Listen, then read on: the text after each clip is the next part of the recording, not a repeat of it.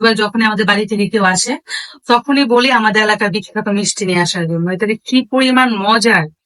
আমাদের কিশোরগঞ্জের আগরপুর আশীর্বাদ মিষ্টান্ন ভান্ডার, সেখানে মিষ্টি অনেক অনেক অনেক মজা। মানে এই মিষ্টিটা থেকে কি পরিমাণ ইমোশন আমাদের, যখন ছোট ছিলাম তখন এখান থেকে মিষ্টি আনতো। সাদাটা আমার ফ্রেন্ড, সাদাটা বেশি মজা ছিল। মালাইকারি ও হচ্ছে দামি মিষ্টি আনছে, এত দামিটা আসলে খাওয়া অভ্যাস নাই।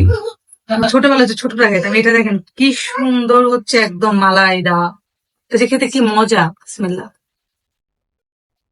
হুম,